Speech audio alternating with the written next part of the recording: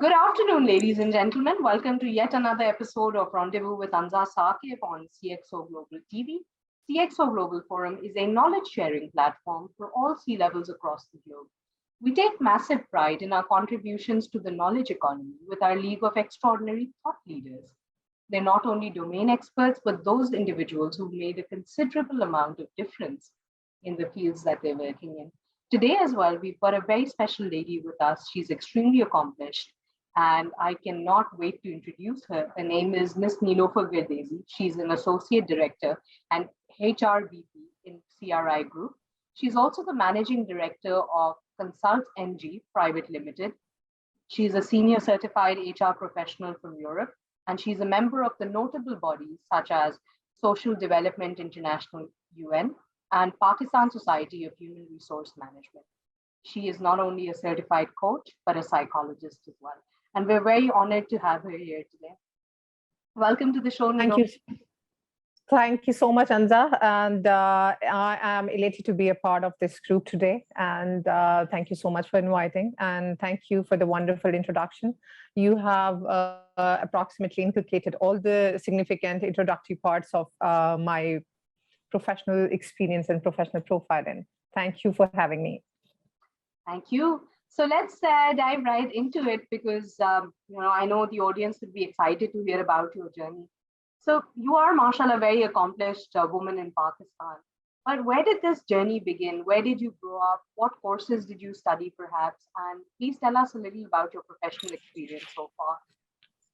Oh, so it takes me back to 2009 while I was doing my BBA. I was doing my BBA honors with ITM from International Islamic University. And I used to be taught by a professor who was a member of a board of a very well-known OMC in Pakistan. So I was a CRI of my class as well. And the thing that made me jump into the corporate world so early was that my professor was of the opinion that I should start joining their organization or maybe take up the venture that they are starting in Atak Petroleum Limited. So it all started, the professional journey actually, when I joined Atak Petroleum Limited as management training officer back in 2009, the late months of 2009 somehow. And when I talk about Atak Petroleum Limited, it makes me remember all the good things about the company. And alongside the chief executive officer, the environment was lovely. That was my very first baby step towards corporate world. So I was student at the same time, but that was a very brief, it ended on a brief note because I had to pursue my higher studies afterwards. And I had to take admission in MS, though the management was very supportive of me. I mean, when we talk about corporate nowadays, people are like, the management is not giving them any leverage to pursue their education. I won't agree to it because my managers and my experience is otherwise.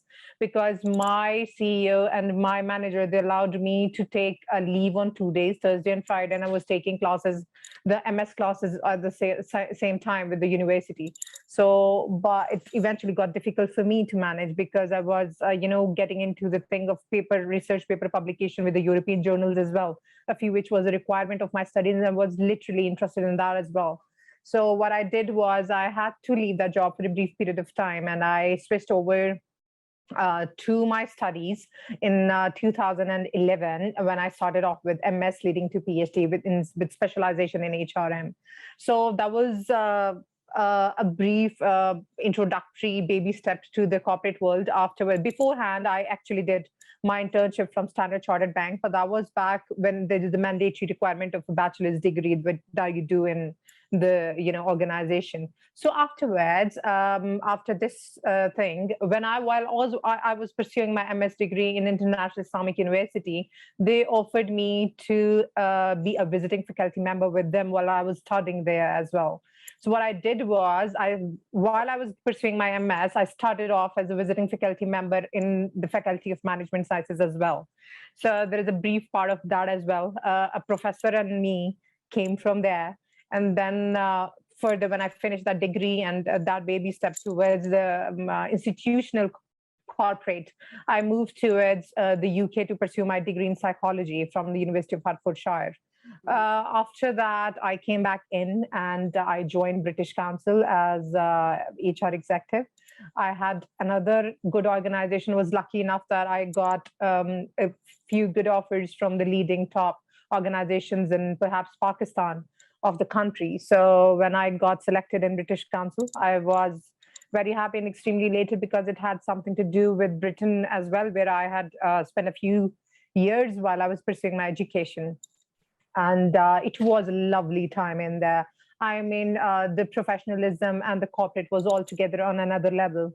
And after that, I got a better opportunity because I had all my degrees in human resource management and psychology. I was very much interested in people management and people organization and people culture, setting the right culture for the right people. So what I did was I opted another professional journey while I was offered a position of head of HR, manager HR, which significantly led to, after many years, the position of head of HR in a group holding company in Pakistan. It's a top leading logistic company, which synergetic business lines in vehicle tracking and security as well. In there, there were many milestones in there. I did corporate due diligence with them. I did HR audit with them. I partnered with KPMG and Entail with them in their capital fundraising, because it had a capital fundraising from USAID. So in that, I left that company for better career prospects in 2021 and in March. And afterwards, I went to my own venture. I started my own thing. It's ConsultNG Private Limited. There is no end to the entrepreneurs. And having said that, that's my passion, because I am amalgamating psychology along with professional and personal grooming, along with HR practices, good HR practices, along with career and professional counseling as well, all inculcated in one platform in ConsultNG Private Limited. While I was having my boom in my own personal entrepreneurship journey, I was offered this role as Associate Director and HR Business Partner for Corporate Research Investigation. So here I am sitting today. It's been 3 months in here, and it's been a pleasant journey. No, I'm so thrilled to hear about your journey so far. And, I'm sure there's a lot that everyone can learn from you. But, let's talk a little bit about your current job role first. So what exactly does your role at CRI entail? Could you please elaborate a little about what CRI does as well for the knowledge of our audience? Yeah, so Corporate Research Investigations basically is a limited company. It has its international footprints in United Kingdom, Britain. It has its footprint in UAE. It has its footprint in Malaysia, in Turkey, and in Singapore. For now, we've got our employees settled in there as well, and regional corporate offices in there as well. But the head office is located in Islamabad, Pakistan. So what my job is, I have been recruited here as Associate Director and HR Business Partner for the entire Pakistan region, while my job integrates many of the administrative decisions related to the entire Islamabad office and Pakistan region, and related to the raising the business acumen of the clientele in Pakistan region as well. I'm also looking after the HR and administrative line alongside the business development and segmental accounting lines in the company as well. So it's a multidimensional, synergetic kind of position that I'm serving in right now. But I'm very glad, because this gives you a good platform and to brush up your skills, to take them up to the next level, and to have a multi-dimensional kind of experience, because corporate research investigations not only deals with the background screening and due diligence, it also deals with anti-bribery and anti-corruption, which is in the process of being established in Pakistan. Right, lovely. Yeah, but because I know about their work firsthand, I know that a lot of impact has been created in Pakistan, especially for the corporate sector. A lot of encouragement for the international firms that are setting up in Pakistan, because we have these CRI services here. But moving on a little bit to your consultancy, right? So I'd like to ask you, because I speak to a lot of C-levels on a daily basis, and one of the biggest concerns these days is it's very difficult to find good human resource. And you mentioned that you've been working towards the amalgamation of psychology and talent acquisition, and also bringing more commercial aspects to it. So Could you elaborate a little bit about why do you think there's such a dire need of good human resource, and why do you think where are companies lacking? Afza, basically, when I start from, it's everything will be linked in it, because when we talk about corporate research investigation, it deals with the employee background screening and checks while they are being in the process of being recruited in a company. So it goes there as well. When I talk about ConsultNG Private Limited, I've got amalgam of different services in there. When I talk about my consultancy, my major thing that I have faced in my organizations as well was to hire the right person for the right job, which is a very difficult thing. It becomes a burden, and when you don't hire the right person for the right job, it becomes a burden for you in a way or the other after a few months. And you just have 3 months to get to know about it. And after 3 months, it's getting on your head. So we should be taking some stringent measures about it. For this, what I did was I took some psychological tests, because I'm a psychologist as well. I took a training from Arthur Karamezi, who is a certified psychological practitioner, who gives us some tests for colored brains. We go through those colored brain psychological parameters and tests in order to identify that what kind of person that you are interviewing, how is his brain inclined to it. So there are some psychometric software-based test as well, where you can judge about it, and then when with practice you can verbally judge a person on the basis of their psychological answering to the question, as we do in ISSB and ISI as well. So coming towards that, it's very important when nowadays, when unemployment is booming at its peak, and even if there is no unemployment, there are minimal wages, and people are like, they're just looking for the opportunities irrespective of their speciality. They're just going after the jobs, and they just want the job because they want to support their families. But for the organization, you have to find the right, if that person, because they want the job so badly that they would be pledging anything to get the job, and they would be pledging any of the maybe functional speciality that they perhaps don't have. You should not, I would empathize with them being an HR person and a psychologist as well. But the thing is, hiring right persons, taking right parameters while you are in the recruitment cycle is very important. So when you don't hire the right person for the right job, it becomes a burden and a stake for the company. It shows dire consequences. It leads to enhanced politics, leads to enhanced unproductivity in the organization. So when we talk about my personal company, ConsultNG Private Limited, I have made an amalgam of so many things, like inculcating, HR services alongside special recruitment, alongside tech and non-tech recruitment, which is a boom nowadays in Pakistan as well. So we're hiring tech mostly, and taking those psychological parameters to hire them, and then getting them through the professional counseling, personal counseling. Anyone who wants to have a counseling session for their profession or personal life, or they want career advice or personal advice, are always welcome there. So it's a platform, I think, that was much needed in Pakistan, especially when we are talking about, and we are living in a metropolitan city and a federal capital in Pakistan. That's very true. Now, Nilofar, there's a couple of things that have come to light in the recent years. One, we've seen that the culture has changed from back when our grandfathers and fathers, etc., were with for one company for decades, right? So they just retire after 30 years working and servicing the same company. But when we talk about millennials or Gen Z for that matter, they're very quick when it comes to career progression and job hopping, right? So what do you have about this culture in particular? And yes. Yes, go on. Yes.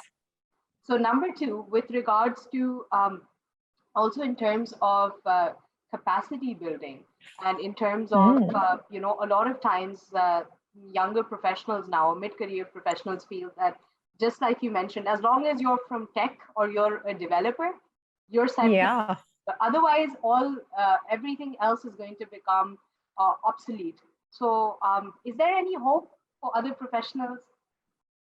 Well, Anza, specifically speaking, when we talk about the culture shift, it has been very evident since then. I mean, when I started off my professional career, the things were entirely different. I had to reach my office by 8 a.m. in the morning.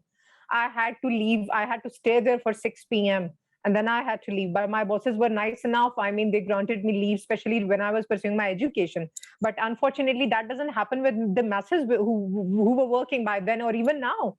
Even now, I'm telling you, I have got friends in there. I've got friends in bigger organization, bigger corporate giants of Pakistan.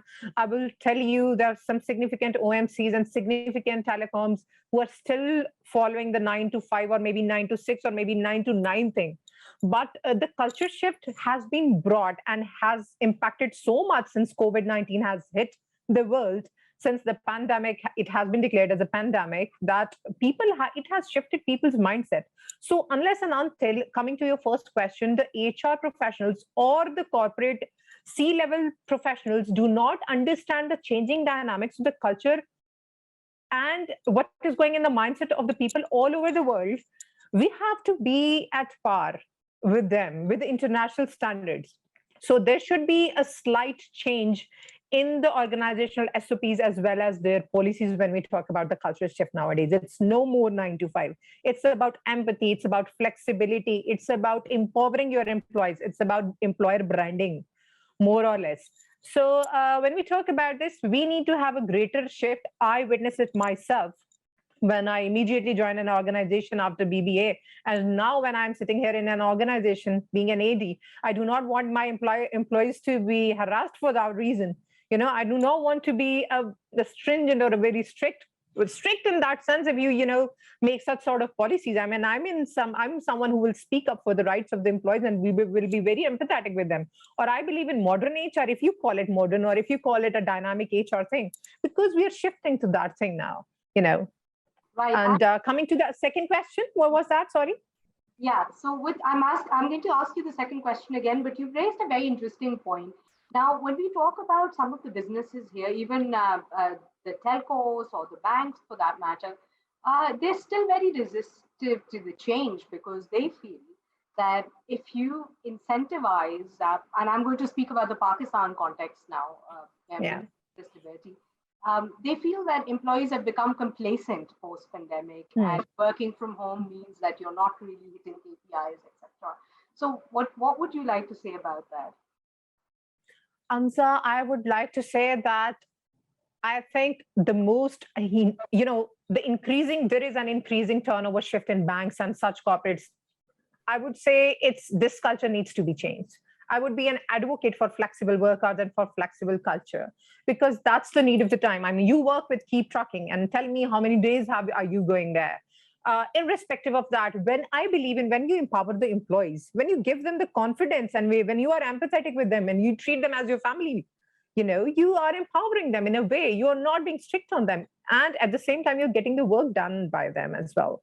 So when we talk about it, and we talk about the other thing was that, there is a huge, someone offered me the position of a leading head in the bank. I would want to name them back. I wouldn't switch. I didn't. Why would I? I mean, the reasons, because I believe there is lesser learning, not because of the flexibility or anything, but in private sectors or in the corporate sector, you need to, you need to get a chance. You get a chance, provided your C-level trust you and the CEOs trust you as well. You get a chance to, practically experiment with the new HR practices that have been going on in the society since the change of culture has been so evident.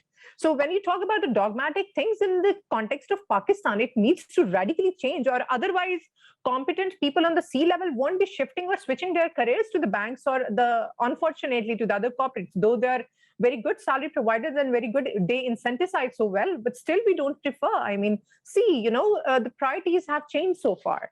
When we talk about the other question, I remember the tech and the non-tech, I would say there is a huge boom for tech. Earlier, when we completed our degrees, we were told that you have to complete your degree in a certain thing. We would always have a thing from our parents or maybe from our peer group, or we would be looking at the boom. I did BB honors with ITM, and thank God I did. But I believe, Anza, that the thing have been so radically changing because I need to keep myself updated with latest certifications, be it HR analytics, because that's more tech oriented. It's more about the numbers now.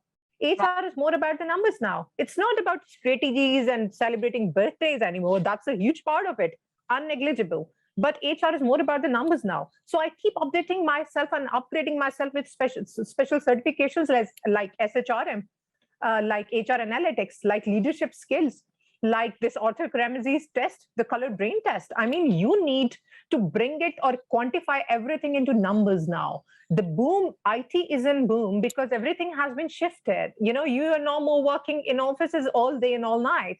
I am a professional who believes more on the appreciation of the employee on the basis of the value that he's putting rather than the extra hours that he's putting. Or maybe I'll hold him responsible for your utilizing the company resources for extra time that you're sitting in the office. What's wrong with you? Why couldn't you complete your task in the time that was assigned to you?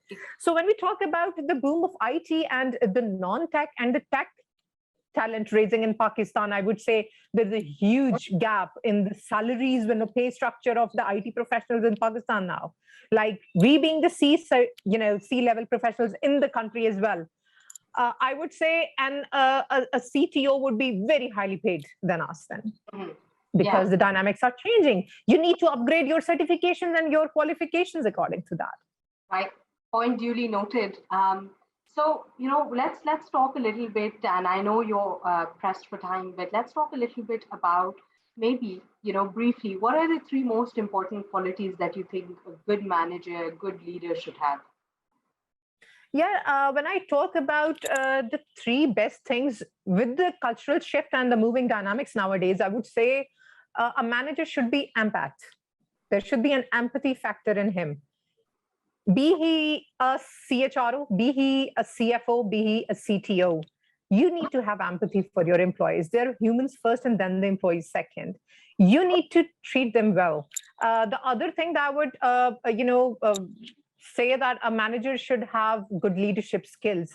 Otherwise, he shouldn't be a manager. When we talk, because I have seen it myself when I was hiring people, when I was heading the HR department in my last company, that some of the leading, I won't be saying, but, some CFOs and some accounts managers, we need certain sort of trainings for them to be good leaders as well. People are good with number crunching. People are good with financial modeling. People need to have some leadership skills to manage their teams, because you need to manage your team at departmental level, and then it comes to the other level. And then the third thing that I would want a good manager to have is conflict resolution that comes to grievances as well. This is very important. At a departmental level, though HR is always there for that, but you need to have your skill that, certain sort of polished skills, if you don't have, you should inculcate them. You should be, getting this sort of skills, which can lead to conflict resolution, because it inter alia reflects in your turnover. And the turnover is a very big indicator of your company's performance nowadays. Right, absolutely. Now, what is your advice for startups and founders that are watching us today? Yeah, my advice, the very solid which is coming from my personal experience, is to be patient. They need to exercise patience. They don't need, they should not think that they're jumping in a venture and it will be taken by miles in the next year. It takes years for a name or a brand to be established. You need to establish your credibility. And you should be, number 1 is being patient. Number 2 is establishing the credibility. Number 3 would be to focusing on the right things.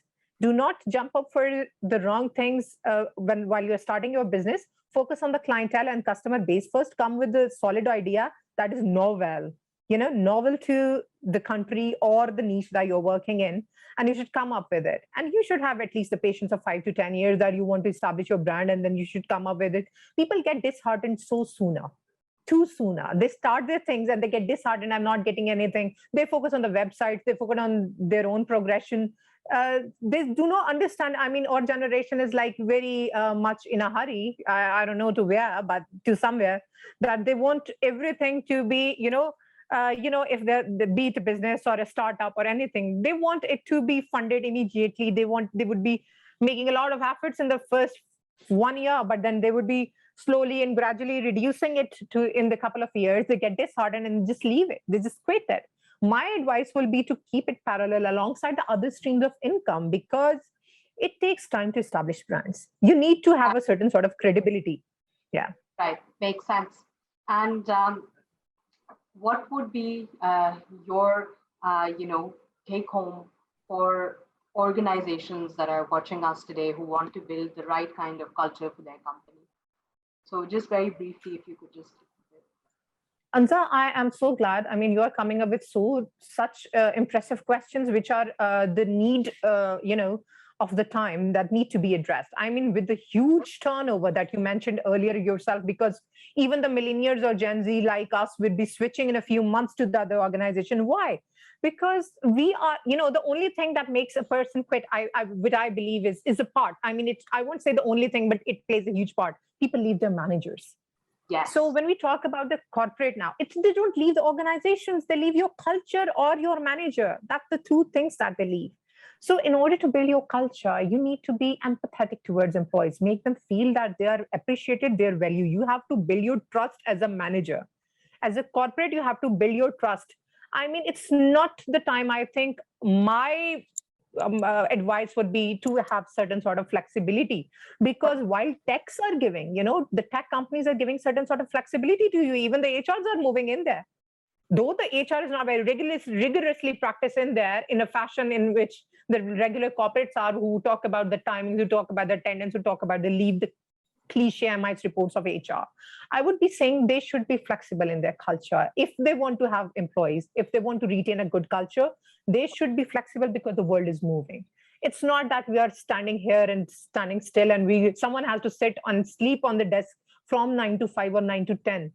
And if someone is working over hours, be in the management or otherwise, you should be compensating him for that manner. And another thing would be, I would say non-compensatory motivation is much more important. You should be having frequent employee branding sessions. Organizations nowadays are more concerned towards employer branding. My suggestion would be to be inclined towards employee branding. Give them the incentives, work for them, because they deserve it by the end of the day. Why are people leaving the government jobs or shifting to private sector more? Because of the flexible work cultures and the incentives that they give.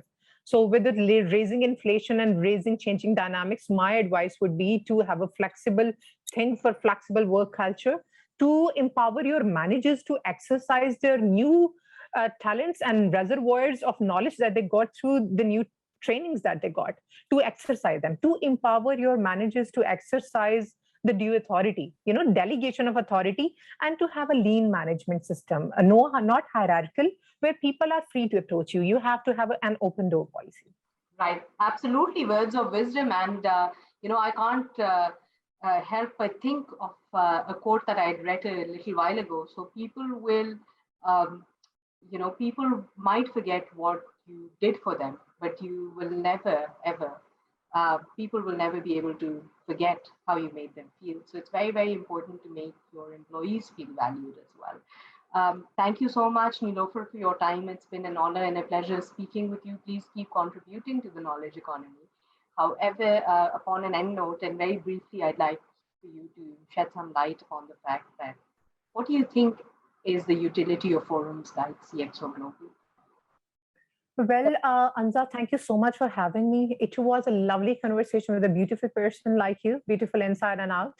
The other thing is, it has been privileged to be on a forum like CxO, which integrates global C-level professionals on a single level. I mean, in Pakistan, we get a rare opportunity, or even if we get a rare chance to speak about what we really feel and how we think that the things should change. And I think platforms like CxO are amazing, and the members and the work that you guys are putting in there to get the C-level connected with each other, as well as to convey their thoughts, processes, and their ideas with each other, is commendable. I think there should be many platforms like CxO, and I wish CxO success by leaps and bounds, and you a lot of happiness and success. And it has been a lovely time talking to you, and I didn't even realize that the time is flying by. And it was an absolute pleasure, and I would love to reconnect with you onwards. Thank you very much. And ladies and gentlemen, that will be all for today. Please keep us updated with your comments and feedback, and keep watching. Until next time, here's me signing off.